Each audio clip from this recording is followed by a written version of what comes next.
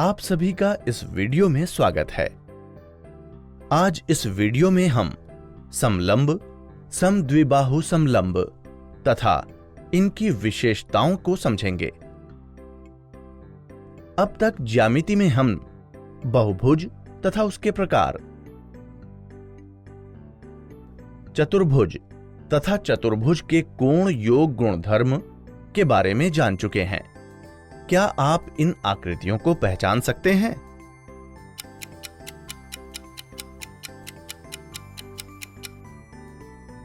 शाबाश! ये सभी आकृतियां चतुर्भुज हैं, जिसमें यह पीली आकृति एक आयत तथा लाल आकृति एक वर्ग, परंतु हम इस गुलाबी आकृति के बारे में नहीं जानते। तो आइए आज साथ मिलकर इस आकृति के बारे में जानते हैं। यदि आप ध्यान दें तो पाएंगे कि इस आकृति में भुजाओं का एक युग्म समांतर है। तीर का निशान समांतर रेखाओं को दर्शाता है। आइए देखते हैं कि हमने इन्हें समांतर कैसे कहा। यदि हम छोटी समांतर भुजा के शीर्षों से लंब खींचें तो हम देखेंगे कि यह लंब बराबर लंबाई के हैं, यानी कि इनकी लंबाई समान है, जिस कारण इस आकृति को समलंब कहा जाता है। इस आकृति में भुजाओं का एक युग्म समांतर व दूसरा युग्म असमांतर होता है।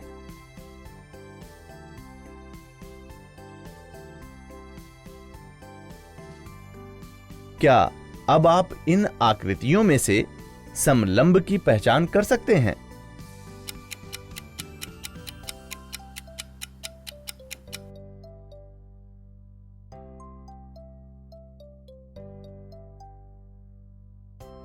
नीली आकृति में यदि हम देखें तो यह एक ऐसा चतुर्भुज है जिसमें भुजाओं का एक युग्म समांतर है, अतः यह आकृति एक समलंब है।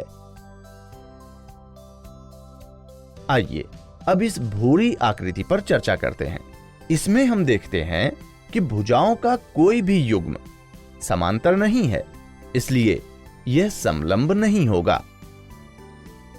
इस हरी आकृति में हमें भुजाओं का एक युग्म समांतर दिया गया है, परंतु अगर आप ध्यान दें तो पाएंगे कि यह तो एक चतुर्भुज ही नहीं है, जबकि समलंब की परिभाषा से हम जानते हैं कि समलंब एक ऐसा चतुर्भुज होता है जिसमें भुजाओं का एक युग्म समांतर होता है, अतः यह आकृति समलंब नहीं है। यह संतरी आकृति एक समलंब है, क्योंकि हम देख सकते हैं कि इस चतुर्भुज में भुजाओं का एक युग्म समांतर है। उम्मीद है कि अब आप समलंब की पहचान करने में सक्षम होंगे।